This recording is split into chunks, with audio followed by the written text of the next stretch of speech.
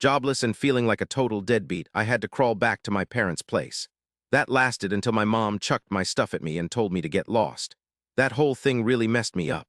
My name's Logan, I'm 28, and living in my parents' guest room wasn't exactly my dream scenario until about a month ago. Honestly, I would have been anywhere else if I had the option. But life doesn't always go as planned, you know. I landed a decent job at a software company after getting my computer technology degree. Then the pandemic hit. I was one of the first they let go when they started cutting back. I spent the next year and a half sending out hundreds of resumes. I even had some interviews, but nothing ever panned out. Eventually, I was broke, and moving back home was all I could do. I figured it'd be temporary. So did my parents. At first, it wasn't too bad. My dad, Mark, has always been pretty hands-off. But my mom, Diane, man, she made sure I knew exactly how much every bite of food and flick of the light switch cost. At least once a week, she'd tell me, "This isn't a hotel." I'd leave a cup in the sink and she'd sigh like she wanted the whole neighborhood to hear. I tried to tell myself she was just stressed.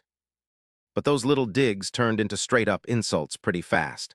Like she'd be wiping down the already clean kitchen counter for the 6th time that morning and say something like, "You know, your cousin Rachel just bought a house, and she's 2 years younger than you. It's heartbreaking, you know, still at home at your age. By the time we were 28, your dad and I were already raising you." I really tried to pull my weight. I mowed the lawn, cooked, cleaned, even fixed the internet when it went down. I did freelance work whenever I could, building websites for local businesses and helping a friend launch their online shop. I wasn't just vegging out on the couch all day, but it didn't matter to her. I was still the loser kid.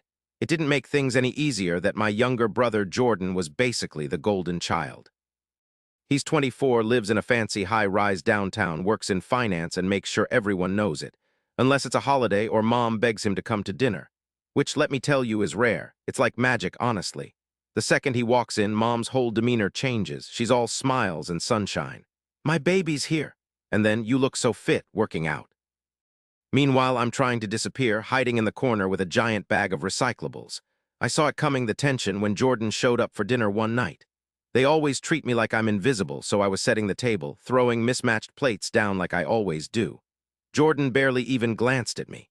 He started talking about gas prices, complaining about how lucky some people are not to have a commute. But I wasn't fooled. The second he spoke, Mom handed him a drink and just started cracking up. "Have you even bothered looking for a real job recently?" she asked, turning to me. My heart sank. It didn't matter that I'd already told her about the 2 interviews I had that week. Jordan jumped in too. He didn't even bother looking at me when he said, "You know, eventually it stops being bad luck and starts being bad decisions." That night, everything fell apart.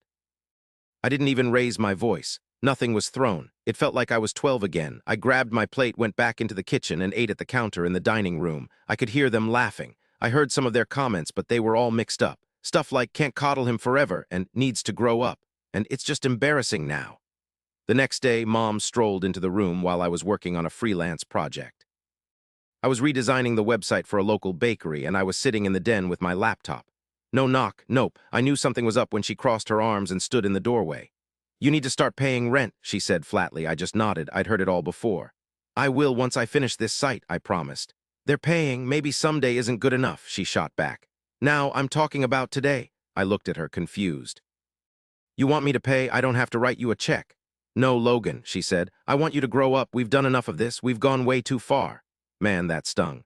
"Leech," she spat it out like I was some kind of disease stuck to the bottom of her shoe. I was totally blindsided. She practically threw a duffel bag at me, face all twisted up in disgust.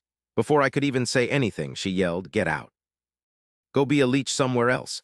It was like a punch to the gut.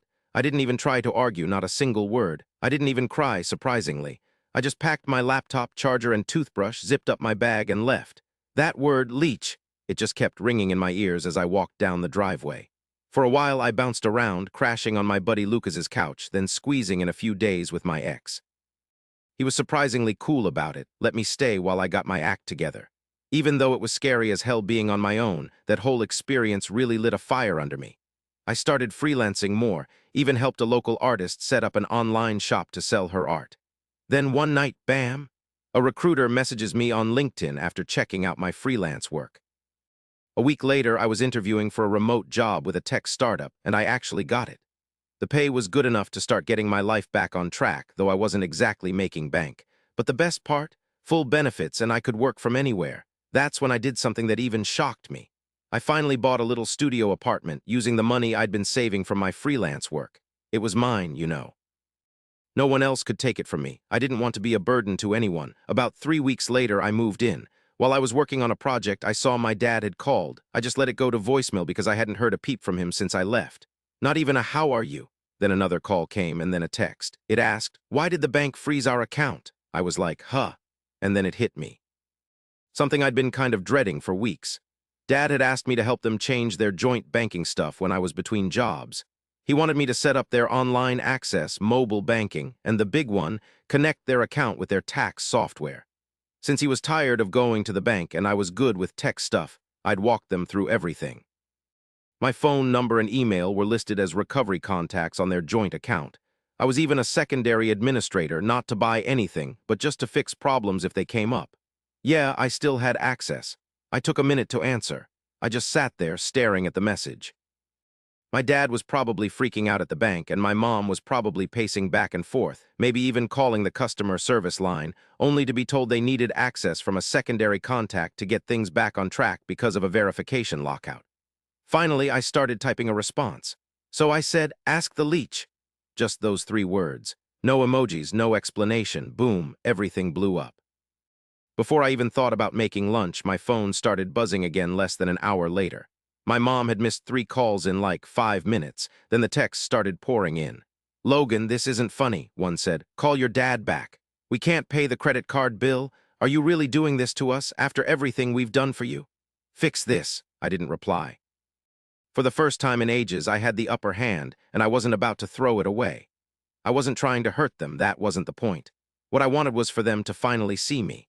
They never saw the real me, the one who kept everything running smoothly behind the scenes. I paid their bills, updated their computer stuff, reminded them about taxes, fixed their internet, even caught fraudulent charges on their card before they did. They just saw me as some ungrateful mooch. Later that night, a number I didn't recognize called. I answered without thinking. It was my dad. He tried to sound calm, but his voice was all tight and strained. "We need to get into our bank account," he said. "It's locked. You're listed as the secondary administrator." I just said real calmly, "I have no idea what you're talking about. I didn't do anything." Okay, so after I tried logging in a bunch of times, the system just locked me out. No biggie, right? "Just help me unlock it," he said. I didn't say anything for a second. He waited. Then, like he was really struggling to remember a forgotten language, he mumbled, "Please." Finally, I said, "Yeah, okay, but first we need to talk." "Logan, let's not," he said, but I insisted, "No, we have to." "Are you really going to make me clean up your messes again? Then maybe you'll listen, not talk back, no excuses, just listen." I could hear him sigh on the other end. He didn't hang up, though. "Look, I didn't ask to move out, and I sure didn't want to go back to that house. But I tried, okay? I cooked, cleaned, I fixed things. I even worked just enough to cover my stuff and give you gas money if the car broke down. And how was I treated? Like I was some stray dog at your dinner table. And Logan, I'm not done." My voice cracked. All those years of stuff I'd held in were finally coming out. I'd kept it all bottled up inside. She called me a leech. Every time they called, she'd throw me out like garbage. And you just stood there. You let her. He didn't say a word. She treated me like I was nothing, a complete loser, right in front of Jordan. Truth be told, even though I'm the one who's kept your bank account afloat, things have been just fine without me. You guys didn't even know how to change your password. Okay, he finally agreed. "You made your point. I haven't done that yet." I stood up from my chair and started pacing around my little apartment. While I was already down, you both acted like I was some loser who deserved a kick. "You need me now." Another long pause. "Yeah," he admitted. "Finally, we do." Those 3 words, so simple, hit me harder than I thought they would, and not in a good way. It felt more like a sudden storm taking your breath away, because I knew right then that they didn't care about my struggles. I was only relevant when I was useful. I wasn't a bad person, so I wasn't gonna be petty enough to ignore bills. But I also wasn't going to let this slide. Like always, I offered terms. I'd unlock the account, but first I wanted them to apologize. A real apology, face to face. And it went beyond just a quick sorry like Mom always did when pretending nothing happened while Dad squirmed. I wanted to be seen. I also needed some space, at least 6 months of it. No more asking me for favors. Don't worry about feeling bad. No surprise visits. And on top of all that, I was going to permanently remove myself from all their financial stuff. "As an administrator," I said, "from now on, you're on your own with the banking." I could ask Jordan for help, I guess. Dad sighed like again. I knew Mom wouldn't be happy about this. Getting kicked out of my childhood home wasn't exactly my idea of fun. Everything went quiet for a second. "Okay, I'll talk to her." Then the call just ended. My hands were totally trembling. Part of it was anger, but also a bit of a rush. Honestly, I was kind of bummed out too. I'd never ever talked to my dad like that before, not once. But surprisingly, I didn't feel awful, not at that moment anyway. It took 2 whole days to hear back. This time, it was a short, super formal email from my mom. There wasn't even a signature, and it started with, "I realize I said things I shouldn't have." It ended with, "We hope you're doing well, Mom." No love, but at least I got what I asked for. After I got into the account, I immediately deleted myself. Then for a week, I blocked their number. I just needed to take a breather, not to punish them, but to think things over. And then the real drama started. What I've found is that when the person who's been doing all the work quietly just stops, everyone realizes how much they relied on them. I found out what happened next from my cousin Lily's Instagram story. It wasn't a phone call or anything. No one came to the door either. While I was at Grandma's for Sunday breakfast, she'd taken a little boomerang video. Mom was at the end of the table, sitting stiff as a board with her lips all puckered up like she'd just bitten into a lemon, and her wine glass was still full. Dad, who seemed to have just figured out the internet and messed it up, was next to her, rubbing his temples. So there was Jordan, sitting there looking all upset instead of that smirk he usually wore. Pretty newsworthy, the headline blared. This was when the group project lost the only person who knew what was going on, just family issues. I messaged her directly to find out what was up. "My mom's been struggling to log into her online banking for a week," she blurted out. This morning, she messed it up again and locked herself out. Then Jordan showed up to fix it and somehow made it worse. "You did this on purpose," she's saying now. I was honestly shocked at how fast the blame landed back on me. But staring at the computer, I couldn't even get mad. I was just tired, like a bone-deep kind of tired that goes further than just needing sleep because it was always there. No matter how much I did or how quietly I worked in the shadows, I became the bad guy the second things went sideways. But it didn't stop there. Apparently, my dad realized he hadn't saved the login for the new system I set up for them last year, after I'd taken myself off their tax stuff. Customer service asked him to confirm his last return, which, naturally, I'd emailed to him with a password stored in a private Google Drive that he couldn't get into anymore. It probably would have been salvageable if Jordan hadn't made the genius move of starting from scratch and trying to open a new account with my dad's social security number. Everything, even my health savings account, my online records, and the tax programs was locked down. I couldn't get any money out because they suspected identity theft. Lily filled me in, practically buzzing with the drama, like she was watching a TV show. Mom told Grandma I'd hacked them out of spite, which I just replied to with a text. I'd warned them. I had to, you know. I gave them a solid, upfront warning, but they completely blew it off. It wasn't about risks or messing around, just setting limits. They acted like I was totally kidding.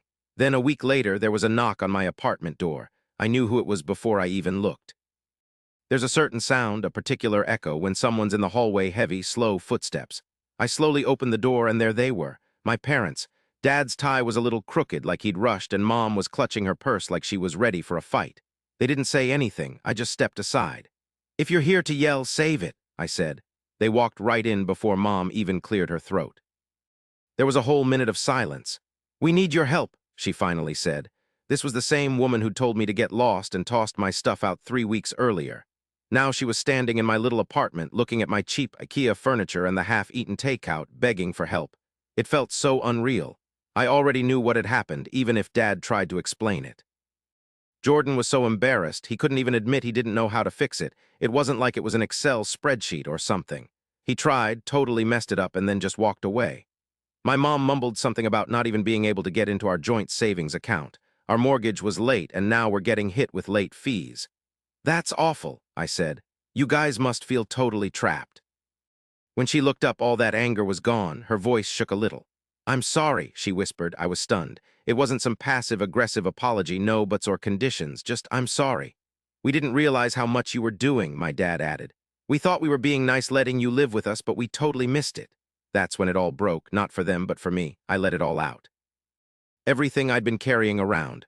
All the pain, the guilt, the anger I'd kept hidden. No yelling, no tears, just the facts. I told them what it was like being constantly compared to Jordan. How I felt like a total failure no matter how hard I tried. How their approval always seemed to depend on results, not effort. And how getting kicked out showed me just how easily they could get rid of me. It was way more humiliating than just embarrassing. My mom just sat there, completely still, listening to every word like it was hurting her. She said she had no idea. I guess she saw the real me, a side she probably didn't want to see. It made all the difference. They asked me to come back to help them to start over. They said they'd make it up to me for all the time I'd wasted, said things would be different from now on, but I just shook my head. I'll show you how to fix this mess, I told them. I'll write it all down for you, but I'm not coming back.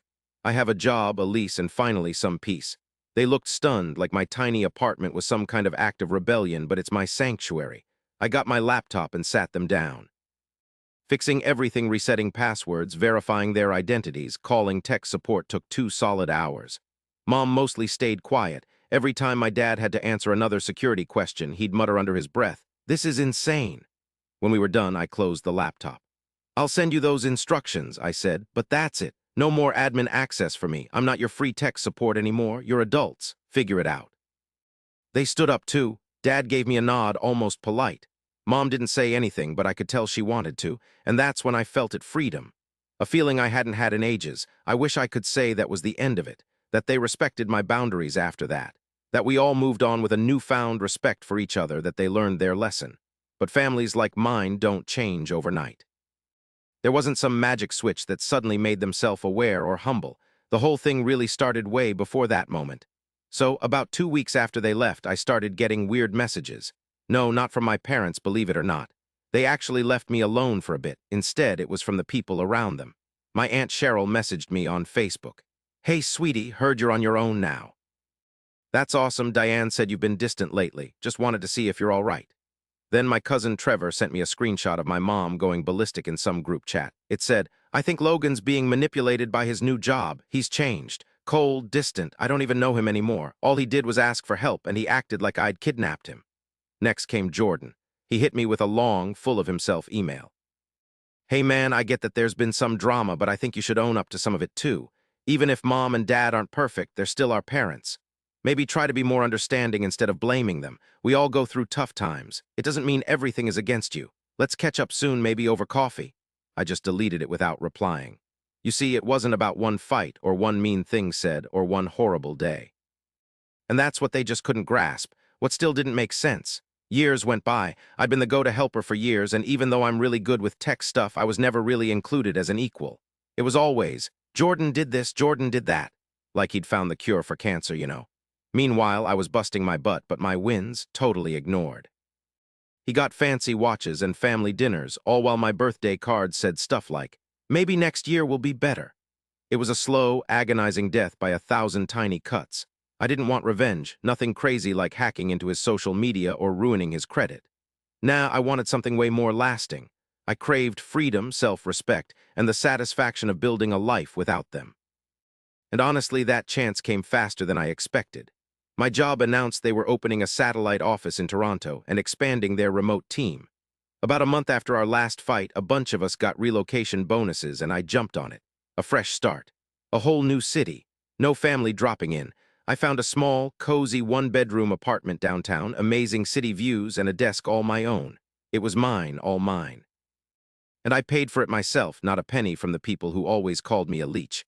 Money I earned, fair and square. Before I left, I sent my parents one final email. I wanted to be clear, not because I felt I owed them anything. Subject, "Hey Mom and Dad, just letting you know I'm moving to Toronto for work. Going forward, I won't be able to help with any tech problems, account stuff, or anything else. Listen, you're totally in charge now. I've completely checked out of everything else. I'm really hoping we can all just find some peace this time around. Hey, Logan, be careful, nothing, not even a like. It might have stung before, but it doesn't anymore." Toronto was everything I hoped for and more. I clicked with people right away, joined a coding group, and started volunteering at a place that teaches older folks how to use computers. Every time I showed a grandma how to set up two-factor authentication, it was like, this is what patience feels like. This is respect. But back home, things just kept getting worse.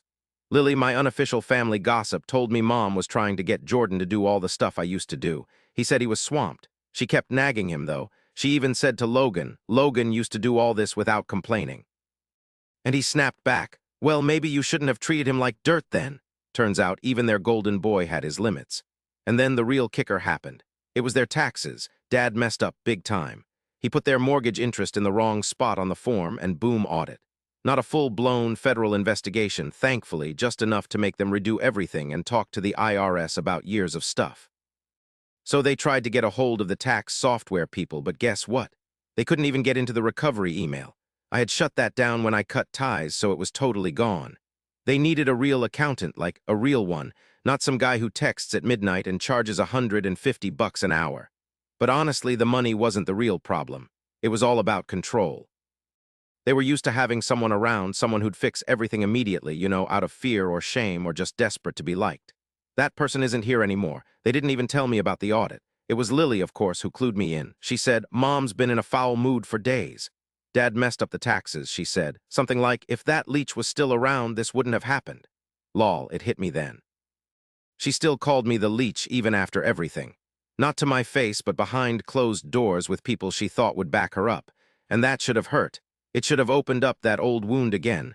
But it didn't. Because by then I had proof that her idea of me was wrong. I had a good job, friends who respected me, a landlord who trusted me, a group that relied on me, my name on a lease, a bank account, and a whole digital life that was completely my own. It was a chilly night in Toronto, and I was alone in my place. I sat at my desk, logged into my old Google Drive, and deleted the last shared folder I'd ever made for my folks. It was called Do Not Banking for Parents. With one simple click, it was gone. Then I smiled, because leeches don't give birth, people do, and I finally got it.